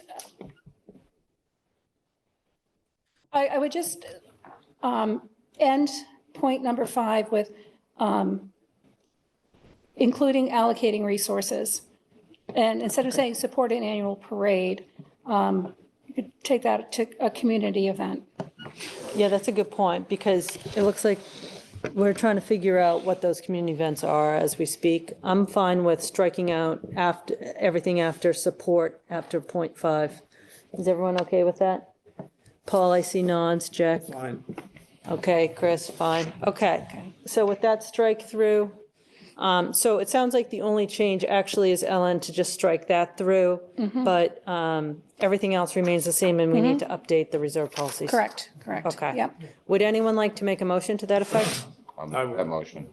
Okay, Second. okay. All right, we have a motion and a second to adopt the budget message as is with the edit that Ellen made, i.e. strike everything after support on point 5. i.e. paragraph 5. So, Yeah. Sorry, Chris, yes. If you strike it, you end up with a sentence that doesn't make any sense anymore. You really need to strike it after, Including allocating resources, I'm sorry, including by allocating resources. okay. Provide support for the select board goals and improve community building and communication with residents, including allocating resources to support other community events. Okay, Why don't you just put, just support community events? To support I wouldn't community put other, I events. would just put support community events. Perfect. okay, including allocating resources to support community events Correct. is now the last dependent phrase of paragraph 5. Okay. Yep. So that's the motion, that's the change to the budget message. We have a motion and a second. All those in favor, please vote aye. Aye. Aye. Let the record reflect, Mr. Plex said aye. Okay. Now, here we are. Mr. Senior, 25 minutes late, but I'll try to pick this up. no problem. So you all have in the packet the one-page calendar which highlights the next 4 months, 5 months. And where we are is we're in January, obviously, so we're processing capital budget requests. I've already gone through that cycle, doing operating budgets now. And the goal here is to start with getting a capital, and I'll roll my 2 points together a little bit, budget capital planning. So get a draft capital plan to the board next week to present to you folks. We do need to figure out if you'd like to have that. Just want to confirm that you want to have that road and school stabilization fund public session either on the 23rd or 30th, because I do think that was a goal in the reserve policy that you had formally adopted. So just, you need to know if that, because there's other players in that. Those conversations come along really well too. So Michelle and I met with a number of departments, including schools. We had a great conversation with schools and with public works. So the planning for both of those funds has come along smoothly. And at the end of January, we start to flip to capital budget reviews. Now, I'm recommending that we kind of have like a 60-day clock on that. I mean, and they're going to get all the materials. They're going to get the materials. They should have here a presentation. And then they should, if they have additional questions, they should ask them. They should be answered. Unfortunately, we end up with these Groundhog Day loops, and I don't think it's healthy or productive because you want to get this back to all of you to talk about it at the end of the process. So we don't want to run up against the end anymore. So I think 60 days should be more than enough time to review, that's just my opinion, the capital projects. And then in parallel, at the end of February, we're going to be giving you the operating budget. And then advisory reviews that for 30 days. So the capital budget process will start first, and then the operating budget more in depth will follow. And that will allow everything to be done by the end of April. That's the theory here. Some of the meetings that were tentatively scheduled on your calendar, I'm recommending you move a little bit simply because heavy work will come a little bit later than it did instead of March, a little bit more heavily into April, depending on how this works. And the school committee is sticking to its calendar, so they'll plan to adopt a budget by March, which is actually really good. It gives all of you time to have conversations then about how everything works together. The one thing that's a little different because things are so late, the deadline for citizens petitions is deep in the cycle here. It's actually March. So the goal would be to have council available at the end of February though, to talk to anybody. We know that there's this single-use water bottle thing that I'm sure is coming. And then I don't know if there'll be any others. And then The guy that came up in front of us. they're very serious about moving forward on this. So Eliminating water bottles. single-use water bottles like that. The sale of, not the use of. Well, the sale, yes, sale of single-use plastic water bottles. Yeah. Sorry. Thank you. Okay. So again, this would get everything done and ready. So if you hit the June 3rd annual town meeting, and then in a little twist, the election will be that Saturday. It's normally 2 weeks later. This will be that same week. So that's the dates that you've set now. So this, I think, sketches everything out in a more general way. There are no joint meetings officially scheduled. We can do those if you want, but advisory tends to meet online. So having that on Zoom, they can always join a select board meeting if you wanted. I do think it's time to hammer out the specifics of any board meeting. But in terms of the capital budget, again, we'll have a presentation to you folks next week. And then the other question is, do you want to have a board to hold that public meeting on the road and school stabilization funds, just to hear the requests from schools and roads and make sure that you're comfortable that it's going the right way? And then you're going to want to probably have a meeting at some point later in the cycle to reestablish the funds for next year. You don't have to, but I think you probably want to do that. I think this year with capital is going to be a little tricky because we've got these new stabilization funds. And I think we also want to look for an efficient way to handle all of this. I know that's feedback that we're grappling with. And so, a draft capital plan is one thing. What the actual capital warrant articles are, I think the select board needs to be setting the warrant articals. Yeah, so you're going to see that first. So Yeah. what's going to be in there on the projects? I mean, remember, the Yeah. article is the projects, right? Yeah. So, I will tell you that I was pleasantly surprised, and Michelle was pleasantly surprised that it's fairly streamlined. I mean, Okay, those two funds have taken a lot of pressure. okay, Requests, they just have. And there's also some very big ticket school items, but we know what they are. They're not, okay, the fire design work for the fire suppression system in Little High School. Starting to set aside money for the Osgood School roof. Brian Joyce is quoting out major asphalt and concrete repairs at both campuses, the elementary school campuses, the middle high school campuses, which is what Michelle was referencing in terms of scheduling stuff. So we expect that all to come together over the next couple of weeks and say, are these the kind of projects that you really want to prioritize?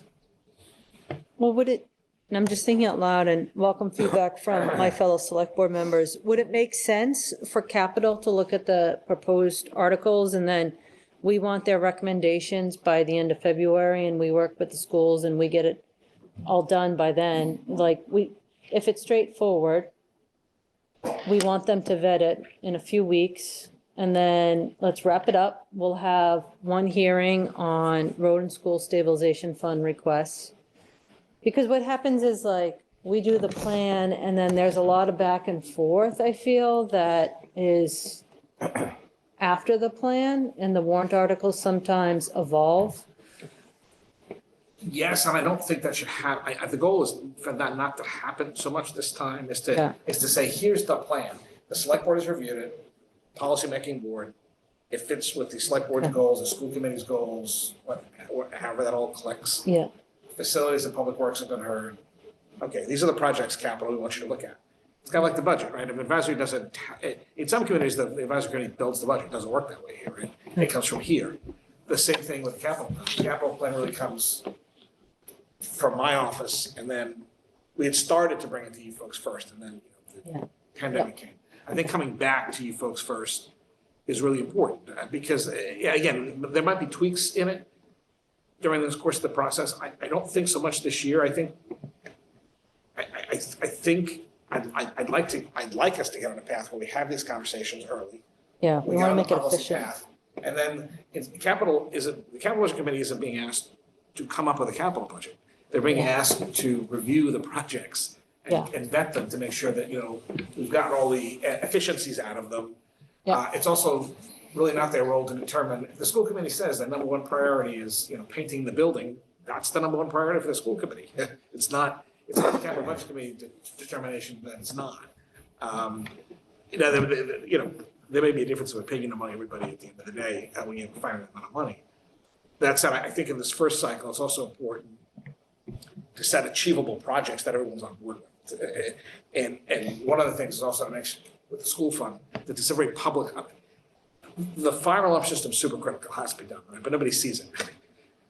The roads and the sidewalks, everyone sees it, everyone deals with it, right? So getting some of that repair work in this process as possible, I think will be very, I think, by the way, the schools believe that too. So I'm sharing, a summary of the conversation we've already had with them. So I'm confident that the projects that will come to you will be baked. I think we've been, Okay. and again, last fall baked a lot of this stuff. We've had a lot of conversations. The road conversations really, we're a long way.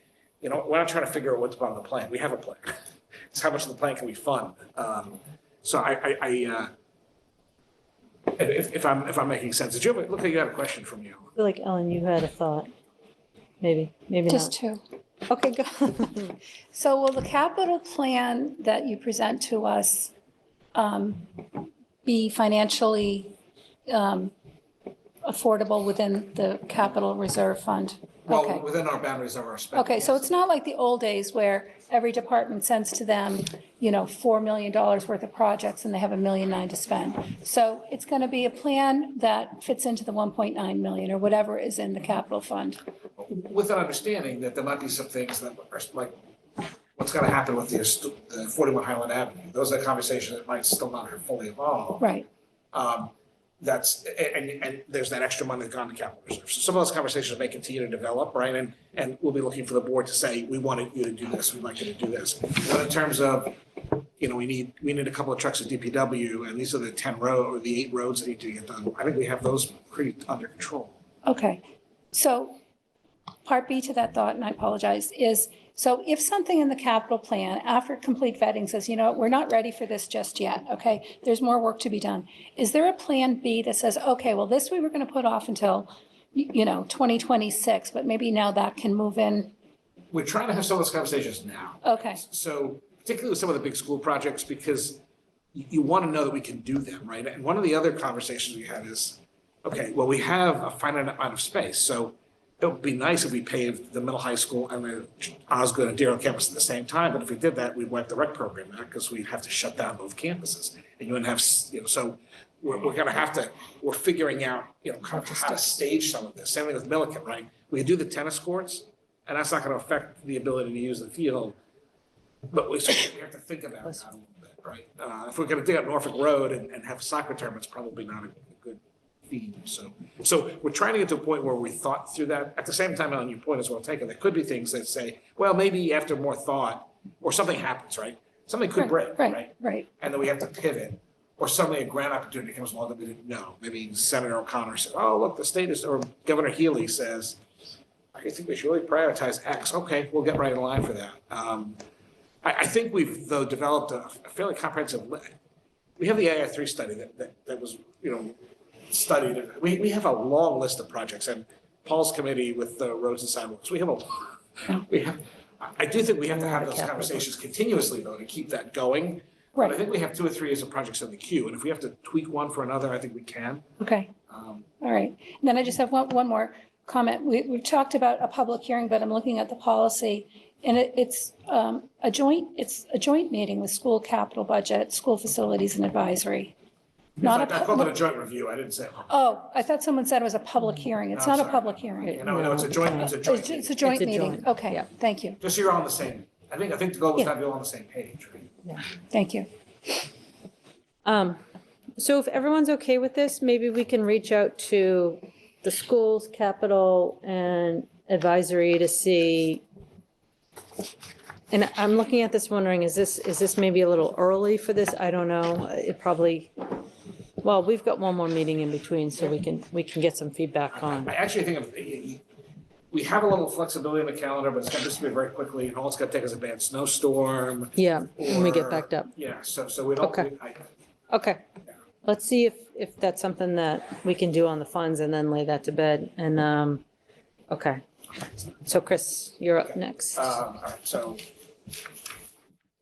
tax bill questions. So I spoke with our new assessor, Richard Carlisle, who I think you've all met. And we talked about the cautious behavior. So there are 2 different things that are happening at this time that I think everybody should understand. First, there's new assessed values that are going into effect, and some neighborhoods have seen sharper increases based on higher market prices being paid for homes. In this particular cycle happens to be Beechwood, where that's happened more. And again, it happens around the town, but that's an area where a lot of prices have leapt, and assessments are based on what people are paying. There's no secret sauce here. Now, that said, if anyone has questions about their assessment, they can appeal it in something called an abatement process. Forms are available on the assessor's website, and they need to be filled out and returned no later than February 1st.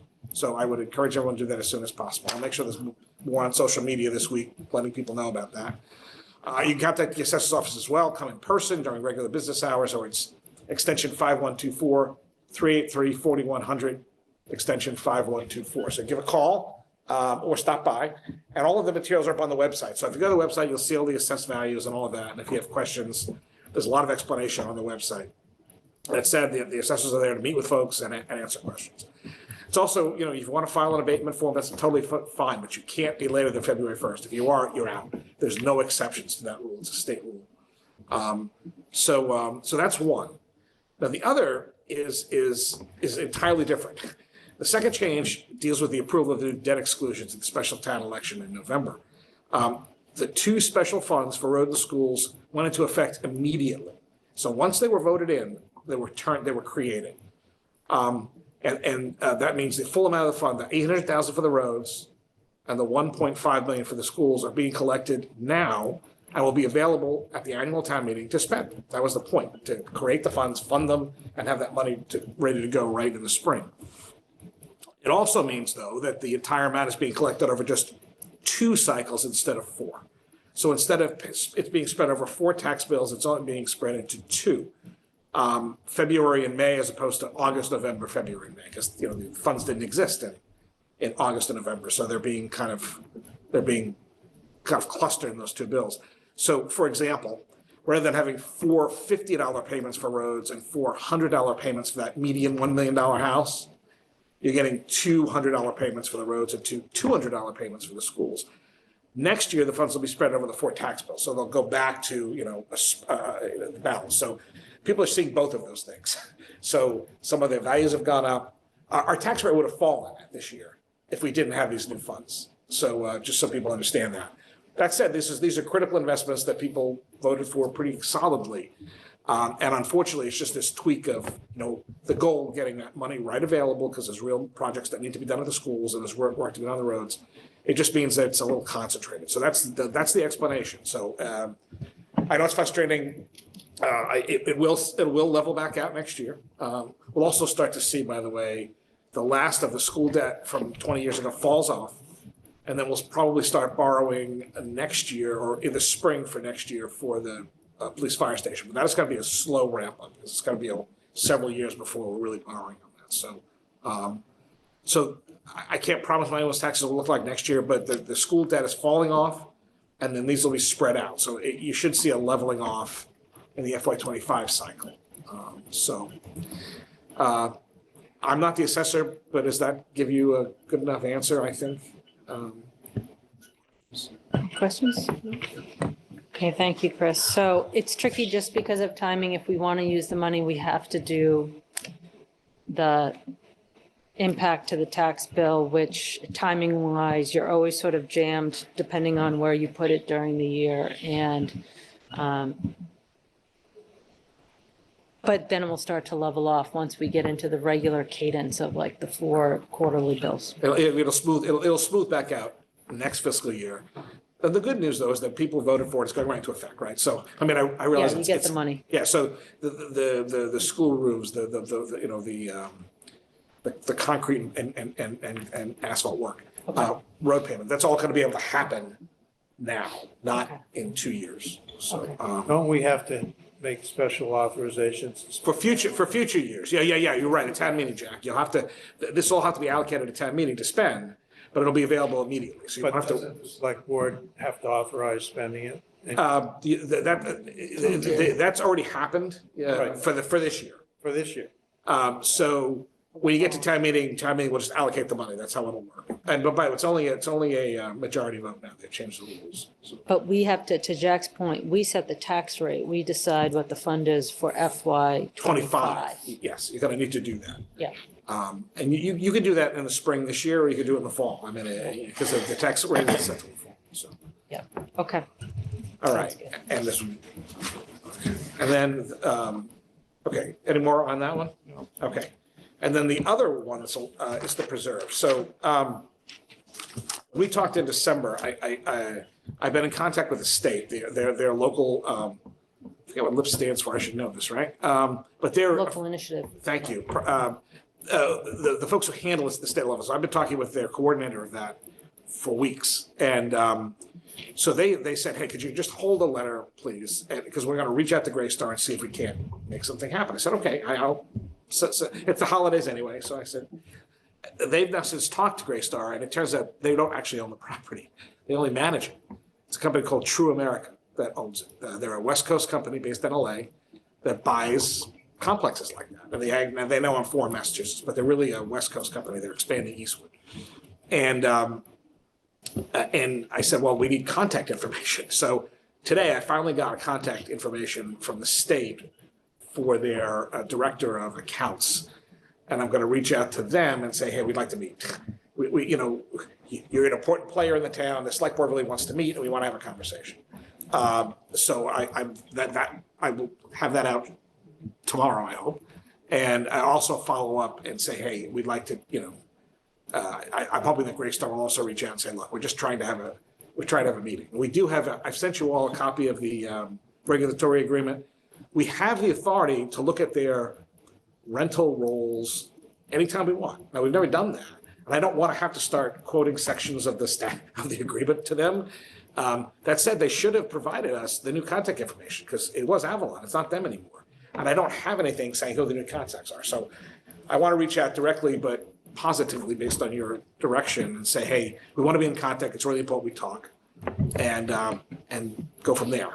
Now their headquarters is in LA. So they do have an office in Virginia. I just don't know. So I'm not sure how this property is managed in that sense. I mean, I know Greystar manages, but I don't know how they, I don't know how they're structured. They have a very flashy website you can go look at, but and it does show all their properties around the country and all their civic work. But I just wanted to give you that update. So Chris, it sounds like Massachusetts DHCD is reaching out to Greystar / True America. So they're working in parallel. Correct. With Greystar as we're working with Greystar / True America. So does it make sense for you to confirm on the contact while getting an update from the state and seeing, where the state is on their advocacy efforts and giving us an update next week as we decide what we should do? Yes, I did speak to the state rep today, and she was having a lot of trouble getting True America to talk. Okay. That said, they're in LA and they're not here, so it's a little bit problematic. So, but that said, they are working in parallel with us, and I will get that contact. I will reach out on behalf of the town and say we really need to talk, please. Anybody read the agreement? The regulatory agreement? Yes. Yeah, it's a pretty standard. It's a pretty standard agreement, and again, there's been no allegation that they violated it per se. It was circumstances. During the pandemic, rents were held, and then the regional incomes were just reset from the census, right? And they went up a lot. If somebody's looking though, if they're already in an affordable housing situation, a place where they're strapped a little bit, all of a sudden their rents are going up a lot, perhaps legally, right? We're trying to understand that. So the state is. Well, I did read this. I believe on the 12th, we were given to understand that the town had some kind of role to do any rent increases. And my understanding upon reading it is it's a very technical contract which lays out exactly what affordable is, what the criteria is, and how you determine what that is. And it seems to me it's kind of like a boilerplate kind of contract to make sure that Greystar or whomever does not have a way to avoid their obligations. But I didn't see that it said the town of Cohasset had any authority to review, change, or modify any rents. The select board in the town, just as far as I read it, doesn't have that. No, there isn't a right to change rents, but there is a right to review the process by which they do all of those. Process to show exactly what the affordable units are, and there's provisions that if an affordable tenant moves out, that the next vacancy has to be taken by another affordable tenant. And these are all administrative things, on that. So Yeah, so Jack, the provisions at 3E And you're right that there's not a rent control provision, but there is a provision where they have to provide the town and DHCD with proposed rents. And if we do not respond, then it will be deemed to have approved the submission. And so there is a back and forth that is contemplated by the agreement. So we can address these issues like, hey, let's not make our residents homeless. Like, let's see if we can work with you guys on some of this. You know, these are also folks that have gotten a huge amount of federal funding during the pandemic as well to account for their lost rents. I looked them up. And so I think that this is part of the discussion that we want to have, because we are trying to look out for residents that are vulnerable people. And, you know, if there's reasonable compromises that can be made, I think that would be helpful. Well, I just point out that we have the ability to require that they abide by the agreement that they made, and I'm certainly in favor of making sure they abide by that. And they do have an obligation to provide through, I believe, through the state, to prove that they're such. Okay, so Chris, are there any other select board questions, comments on this? Chris, if you want to circle back with us once you understand more, we can go from there. Including any updates from the state if they have any, which may be helpful. Okay. Is there anything else, Chris, in your update? I'm looking back real quickly right now. Nope. Okay. Select board comments. Mr. Plex, would you like to, do you have any comments? No comments this evening. Thank you. Okay. Mr. Creighton, any comments? I have no comments. Okay, Ms. Marr, any comments? I'm just looking at the meeting topics calendar, Chris, that was sent out. I'm gonna try to make a fancier form. I can't make that work. Yeah, for, Simpler. right, for our meeting that didn't happen last week. So it looks like we have a meeting the 23rd and the 30th. And that was on our agenda today, and we've moved the mid-year financial update to the 30th. Okay. Can we should have another one then on April 23rd for the third quarter. Well, I think once we get through this with Corey, the new accountant, I think we'll be in good shape. She's working with, let me just give you a 30-second update so you all know. So we have a new town accountant, but she is an accountant. She's not a municipal, she doesn't know municipal, but she's a CPA. She's been great. Don Pyatt, our former finance director, has been contracted to mentor her. He's doing great. And we also have another gentleman who's also coming in. So we have 2 days a week, people coming in to work with her. I've asked this to be a priority. I said, I need a 6-month update. I need all the old charts, restored, all of that stuff together. And if the board wants to do stuff, to tell me and then we'll provide it. So I will have all of those for you, hopefully in advance of that, so you can just look at it in advance. Better not come that afternoon. No. I usually try to, I'd like to have them to you at least the Friday before, if not earlier than that. And Corey said she, that'd be great. So, and then I think we'll be able to do that easily going forward. When are you advertising for a finance director? I'm the finance director for now. Oh, no. But are you advertising for finance? We don't have a budget to hire a finance director and a town accountant. They're usually one person. But there's nobody like that out there. There was no accountant who had the ability to be a finance director. So what we did is we found an accountant who had the ability to be an accountant. We couldn't even find anybody who had municipal experience. So that said, we put a big wide net out there. We found Corey. She was enthusiastic. She actually has her friend is the East Bridgewater town accountant. She spent time with them. We vetted her, and she's been awesome. And she and our assistant accountant are really bonding well. That said, she doesn't have the training to be strategic in that sense. So, but I've been doing this stuff for 20 years. So I'm fairly confident that I can provide you with which I would do anyway, the fiscal, the fiscal strategery that's necessary. I've been working with the long range planning, financial planning group and all for many months. I'm hoping that I can tell you that Corey will be that person in the future. She's going through a lot of training this spring, and I think she's have to go through at least one full cycle. So I'm wearing another hat for the time being because there's so. If that answers your question. Any update on an HR director? Yes, I will have, I do, but I'd like to do that next week if I could. Yes, we actually have someone coming in, we have an internal candidate that's being promoted to become the HR director.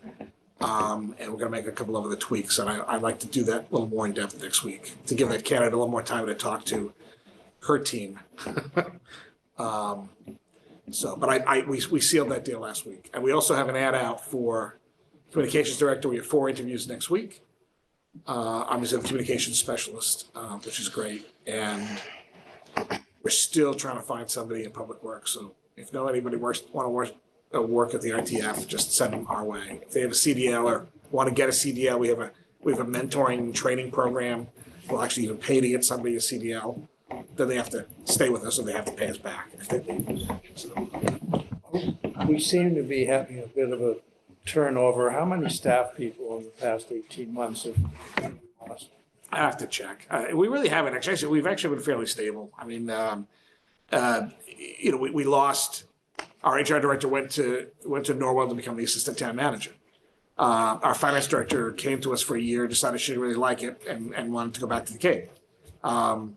With Public Works, we're in the same place as everybody else. Finding people with CDLs is very Oh, difficult. forget about the CDL. But in terms of upper management team, we really haven't had a whole lot of turnover on that. We're actually in really good shape. It's really been HR and finance, and I think we have those both under control now. So otherwise, we have the same team we've had for a while. Okay, I want to go back to Mr. Grady. Oh, I'm going to be anticlimactic. I have no comments. Okay, I'm sorry, Ellen, did I interrupt you? No, I'm fine. Okay. Oh, I thought we were still on town manager. No, we were going through select board comments. Oh, okay. Yeah, sorry. And I so, owe you time. so I think everyone's gone. I don't have any comments. So we have the meeting minutes. And I think if the board wants to have a bigger discussion on personnel, certainly we can put that on the agenda. And I think that's probably, when we can look at all the different movements and see what we think. But I think it's getting late. So, Mr. Grady, would you like to make any motions as to the minutes? I make a motion to approve the minutes. Okay. Would anyone like to second? I have a comment on 12, Okay. and I suggest we just put that off for a while. There are a couple of things on this letter and agreement that I'd like to clarify, but not tonight. On the letter. I'm sorry, what? On the 12th. I would just say the minutes of the 12th, I might have some, revisions, but I don't think we need to do that tonight. So I would suggest that we just approve the other minutes. But are they revisions to the dialogue that happened? Yes, they are. They are. Okay, They are okay. factual things, some importance. Okay, so why don't we take out the minutes of the 12th? Jack, if you can get any proposed edits Yeah. to Tracy et al., I'll put them on the agenda for next week because we have to go through this. And so then we are looking at the minutes of the 20th and Second. the 2nd. November 2nd. So I'll make a motion to approve the minutes of November 2nd and 2023 and December 20th, 2023, and put December 12th off till next week. And Second. I would, just a ministerial issue on page 3 of December 20th. It says alluding with EL, it should be ALL, alluding. I forgot to mention that. quickly. With the necessary corrections. Okay, so we have those 2 sets of minutes. We're going to hold back the ones Mr. Creighton wants to take a look at. We have motion and a second. All those in favor, please vote Aye. aye. Aye. Aye. Okay, Motion to adjourn? Second. all those in favor, please vote aye. Aye. Aye. Right. Go. Got to get up early to beat Grady.